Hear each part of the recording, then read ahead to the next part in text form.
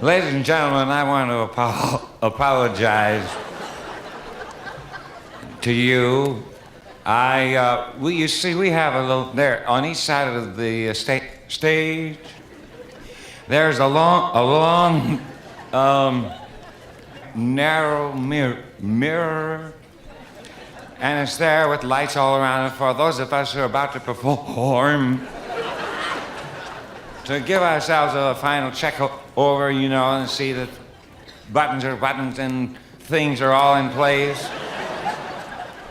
and that there's no lint hanging on you, know it all, so you look presentable. And of course, I wouldn't mind a little lint, doesn't make a difference. In fact, come to think of it, years ago I had a suit made out of lint.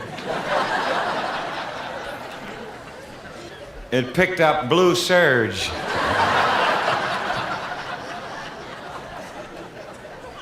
But honestly, when I looked into the mirror, I wasn't too proud of what I saw. And I just thought to myself, well, what are you going to do? What are you going to do about it? And it finally dawned on me that there isn't a whole lot I can do about it. And so I decided I just wouldn't kind of come out here on the stage and try to hide the obvious. So if you'd be kind enough to just bear with me for a few moments, I'll be very happy and appreciative. Besides, Mr. Como isn't ready yet anyway. And honestly, I wasn't trying to be a smart aleck or anything like that, and taking that one extra one, you know, or two or whatever it was. But that's the way it is. But however, in all fairness to myself, I think I must say that I have a very good reason for being loaded tonight. I've been drinking all day.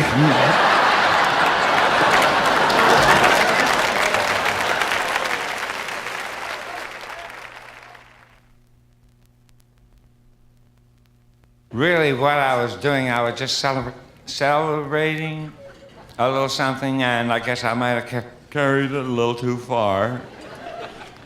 I was celebrating the fact that just yesterday morning, I became the father of a 6-pound baby girl, and I know I'm going to catch heck if my wife finds out about it.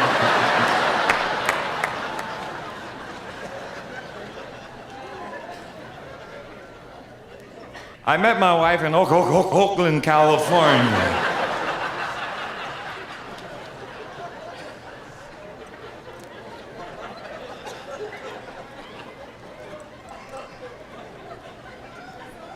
That Oakland, it's not her home. Her home is Buffalo, New York. And we were married in Oakland, and I'll never forget the night we were married.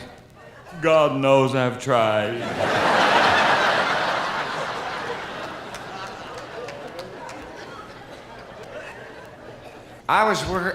At the time, I was working in San Francisco. I was working just across the bay there. And when I asked to be relieved of my duties to be married, my employer told me that it was all right, but I would have to come back immediately after the wedding because they needed me in the office, you know. And we didn't have any time for any honeymoon or anything. And so right after the wedding, I said to my wife, I said, hon? And she said, what?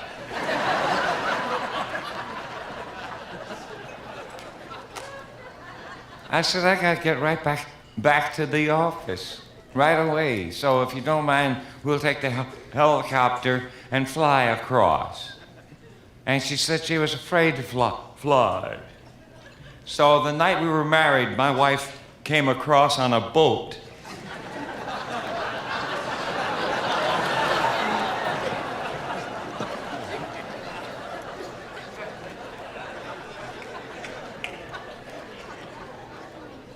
A couple of times in a car, if I remember.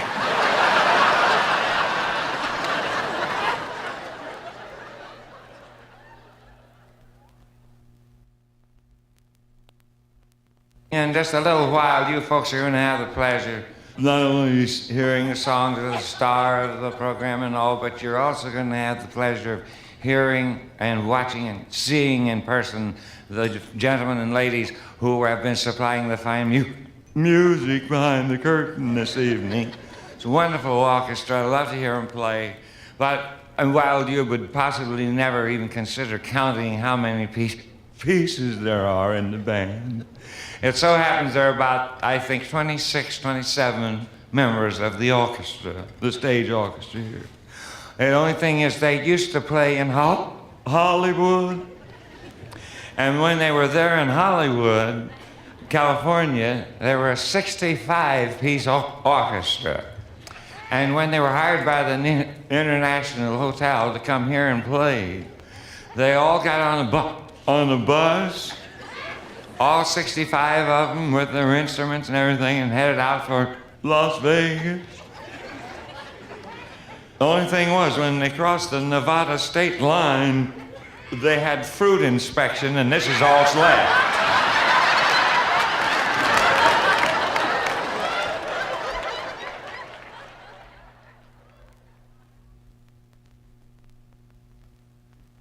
Speaking of that, politics, I mean, I don't know anything about politics, and I'm very happy. Up until 3 months ago, I thought Henry Cabot Lodge was a motel.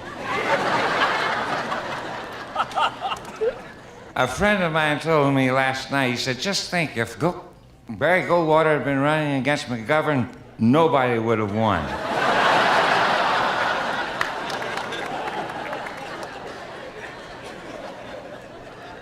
And another thing, regardless of our political beliefs, however we may feel about who won, who lost, or anything, and this is a true fact, that in President Nixon, it was published recently, we have the healthiest president who ever lived in the White House.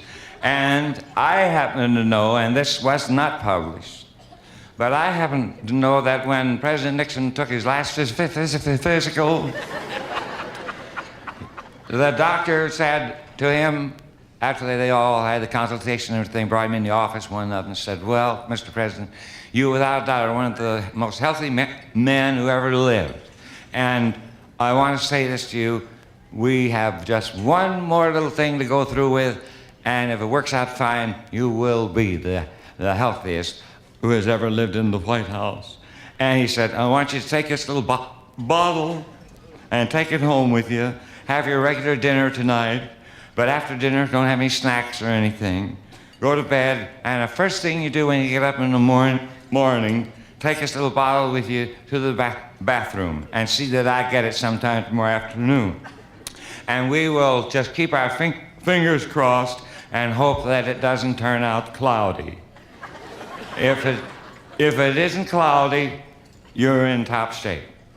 So the president went home that night, and when he went to bed, he was saying his prayers, and he said, Dear Lord, please let me make this one thing perfectly clear.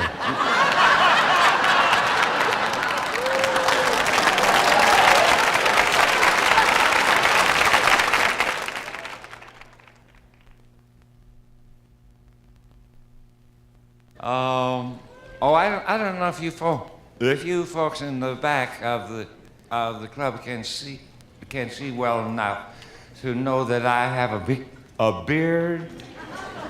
Well, obviously I haven't shaved for quite a while, you know. And not too long ago, my wife was out in the kitchen fixing some chicken. And you know how you ladies do when you get a chicken that says oven ready or pan ready, whatever. Regardless, you get it to sink and run over, go pick over it, you know, and get those little pin feathers they might have missed it. And, well, really little bitty hairs, really, you know. And I remember way back when I was a little boy seeing my mother fixing the chicken, and she'd grab her by the feet and by the head and turn on the gas jet and turn around and burn those little hairs off, you know. Well, my wife got to thinking that day, and I think that was the day she was thinking. And she thought, well, as long as he's not using his Schick electric razor, I might as well try it on my bird. So she got my Schick. She got my razor, and she ran it over the chicken, and it just worked beautifully. And so she sat down and wrote a letter to the Schick Electric Razor Company and told them about it, and they, I know, were very pleased because they sent her a check for $1,000 and a letter of a thank you note and saying from now on we're gonna have 3 razors on the market. We're gonna have a man Schick and a lady Schick and a chicken.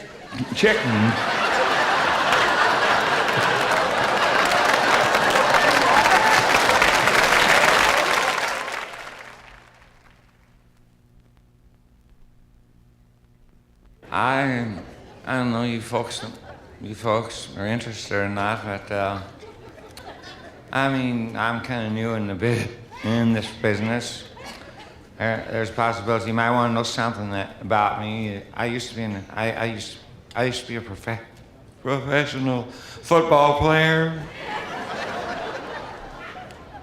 I played tight end.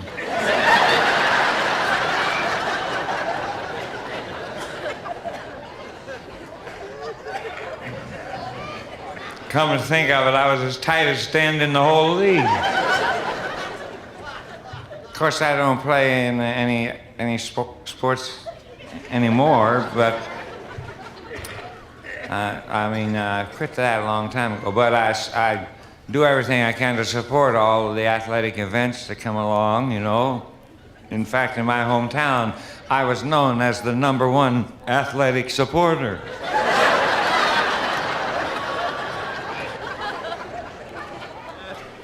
In France, they called me Jacques.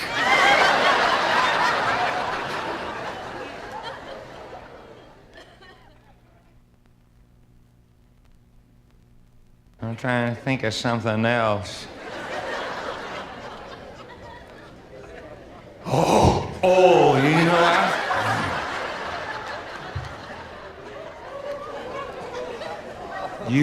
You know what I did? What I did?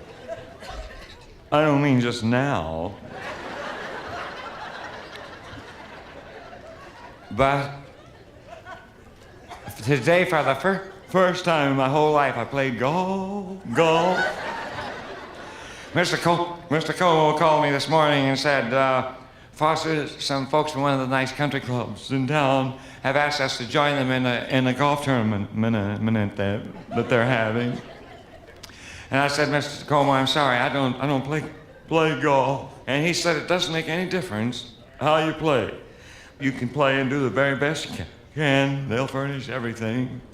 And just the way they handicap the players and all, no matter what your score is, you still have a chance to win a very lovely prize. So I went over and they showed me the courtesy of letting me hit first, you know. And so I put one of those little sticks in the ground. And then I put a ball on it, and I took one of those long clubs and I swung at it, and I really hit the ball. And I was quite proud, you know. And so I stepped down off the mound there, you know. And a fellow came up to me and said, Mr. Brooks, would you like a caddy? And I thought I won a car.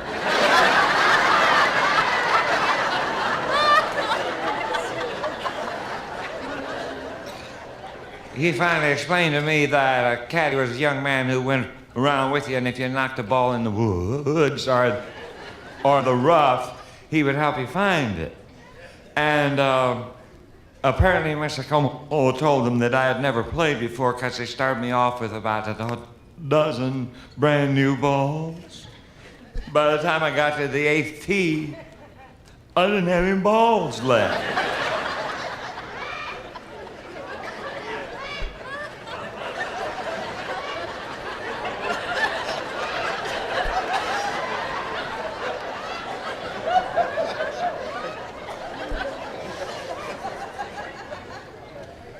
I lost 2 balls in a ball washer.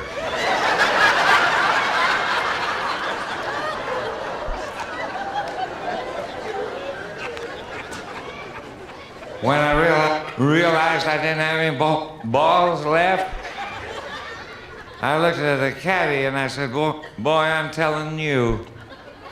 He said, what?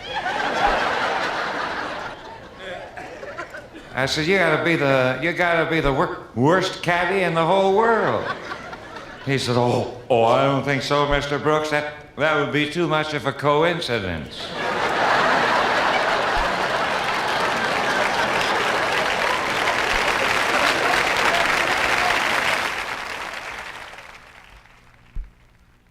I was telling you a little while ago about my wife, and I don't want you to be confused, but I've been married more than once. In fact, I've been married three times. But my first 2 wives each died a very tragic death. My first wife died from eating poisoned mushrooms, and my second wife died from a fractured skull. She wouldn't eat her mushrooms.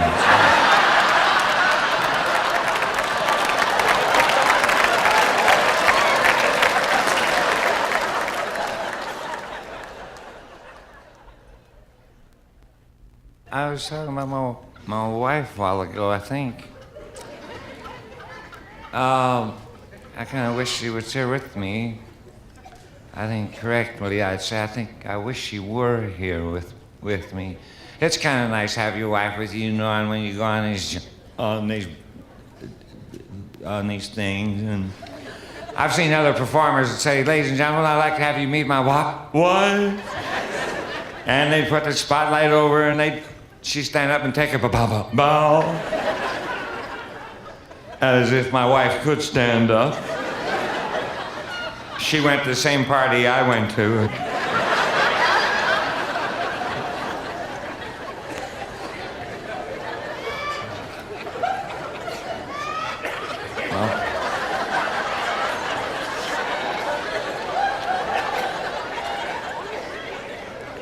Sounds like it's time to gather the eggs.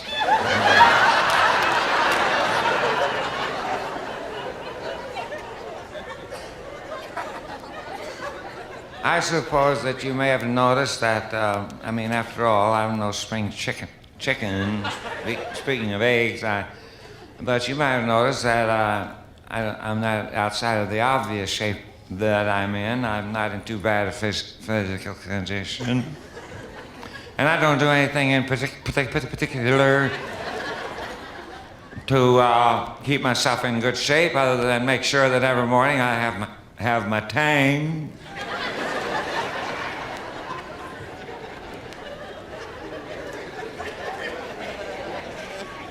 I suppose there are a lot of you folks get up in the morning and have a little glass of orange Tang. But I make my own. I make it out of prunes. Orange Tang is all right, but I kind of go for a little Prune Tang now and then.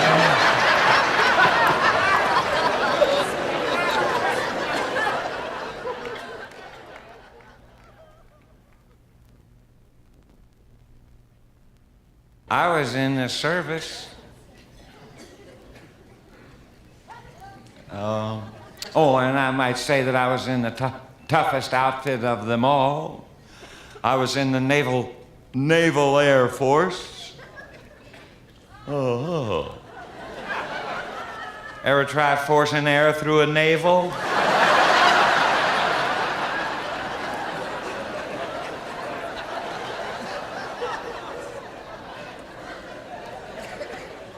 I'll never forget my first day out of sea. I went up to the captain, I said, Captain? He said, what? I said, is it all right, sir, if I go downstairs and get something to eat? He said, if you go downstairs. How long have you been in the Navy, sailor? I said, about 6 weeks, sir. He said, well, for your information, downstairs on board ship is below deck. And for your further information, that's forward, that's aft, that's starboard, and that's port. And if you ever make a stupid mistake like that again, I'll throw you through one of those little round windows over there.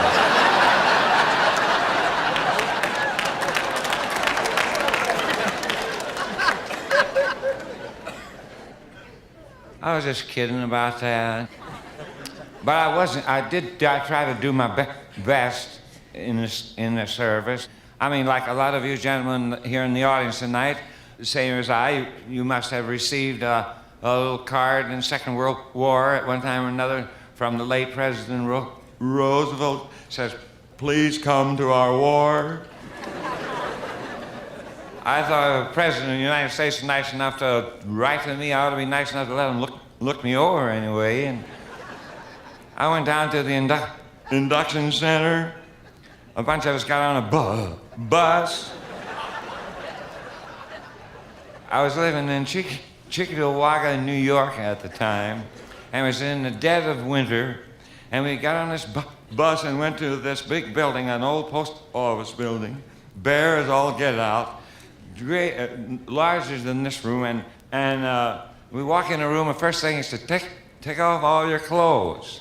Well, we all took them off and hung them up on the nail. We were standing around there so cold, no pockets, no place for our hands. And you couldn't help but be reminded of that famous quotation of one of our greatest presidents, all men are created equal.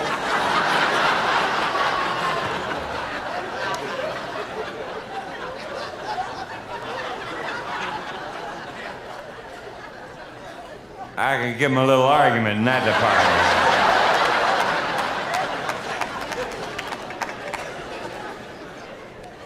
They lined all of us up in front of this big, long, cold marble bench and said, sit down.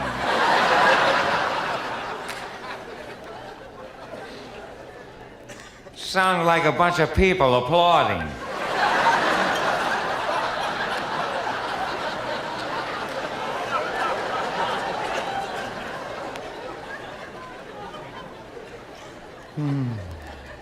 I got around to the last doctor and gave him my paper, and he looked at it, and he took a big rubber stamp, and he hit down on the paper, and there's a big 4. And I figured, well, I'm going to be 4F. So he picked up another stamp, he hit on the paper, and had a big E on it. And I said, he said, there you are, son, 4E. I said, well, excuse me, sir, I know what 4F stands for, but the E has me confused. He said, the E merely means even. I said, even? He said, yes. I said, even what? He said, even if there's an invasion, don't come.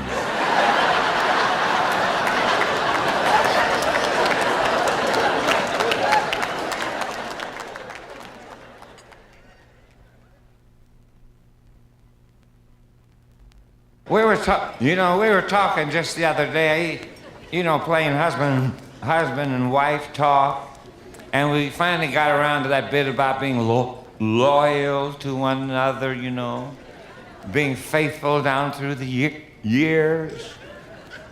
And she said, hon, and I said, what? She said, I wrote a poem about that. I said, oh, did you? And she said, yeah. You want to hear it? And I said, yeah. Because I really wanted to hear it. And she said, okay, you say you've always been faithful, that you've never cheated once, and yet there are times when I feel I may be an awful dunce. But you must know how I feel, my love, how I feel about you. However faithful you've been to me, I've been as faithful to you. How would you guys like to be married to a cheating broad like that?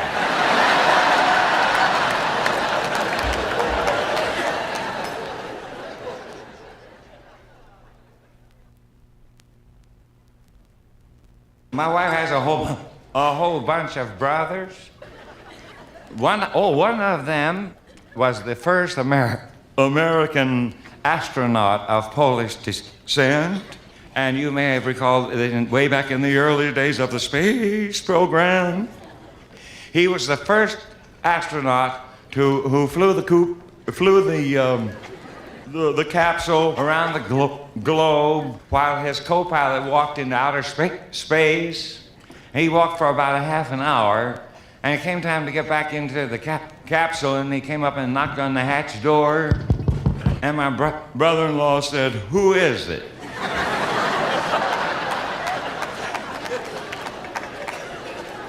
He was over at our house not very long ago.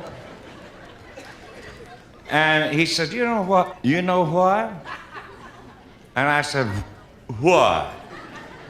And he said, "Our country is going to build a new capsule that's going to take a couple of us fellas to the sun." And I said, "To the sun?" He said, "Yeah." I said, "You got to be out of your mind. You'll burn up before you get halfway there." He said, we're going at night."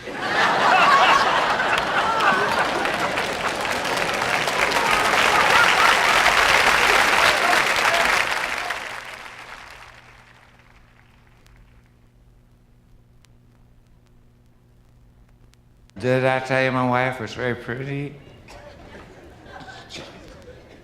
Did I tell you that she was of Polish descent? She didn't live in Oakland. Wasn't her home, what I told you a while ago where I met her. Her home is in Buffalo, New York. And we go up and visit the family in-laws every once in a while, you know. And one of my brothers-in-law likes to go fishing. And he asked me one day, he said, "Would you like to go fishing?" I said, "Yeah." So we got in the car and went down the lake, and we needed some bait. And we went in this little place that had a big bait sign on a little shack-like. And he said to the man, "How much is bait?" And he said, "Oh, I can let you have all you want for $1. My brother-in-law said, "Give me $2 worth."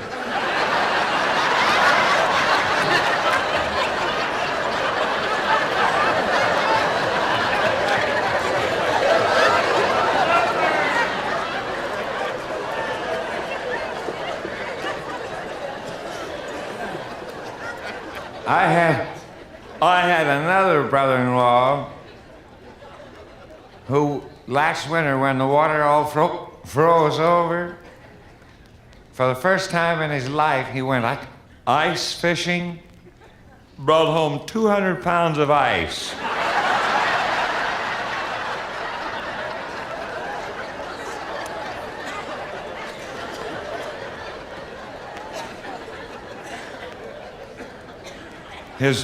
His wife fried it, and they both drowned.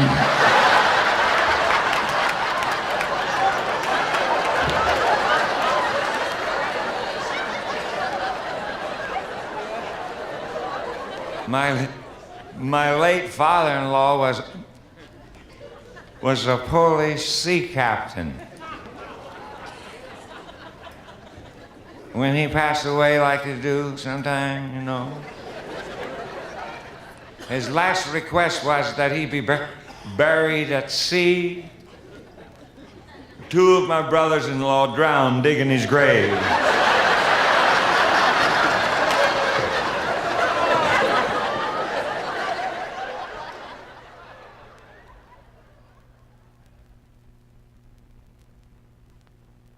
I don't know how many of you folks live in the California, Los Angeles area. But I happen to live in North Hollywood, California. And I was talking just before I came on the stage, I was talking to one of my daughters. And she said, "Daddy, this morning we had a little shake I said, well, what, hon? You mean another earthquake? She said, well, just a little bitty one, Dad, but unlike a big one. Of course, when we speak of the big one, we're referring back to the year ago, this past February, right after January. And you know, excuse me, as tragic as that earthquake was, I couldn't help but be amused that evening when I was watching the news on television, TNV, you know. The reporters had their cameras and their microphones out on the street, and they were asking the lady and the gentleman on the street, what were you doing when the quake hit? Well, now, you can come up with some pretty fancy answers from that one, you know. And well, it may come to some of you folks as quite a surprise, but it so happened that I was romancing my wife at the time. I realized, madam, it was 6 o'clock in the morning. But when you reach my age and suddenly discover you're ready, you better take advantage of it.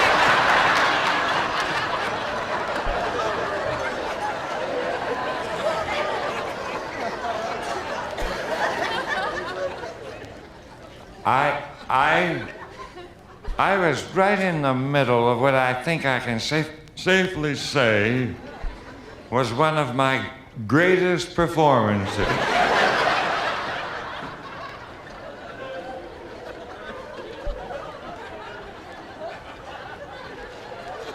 And that earthquake hit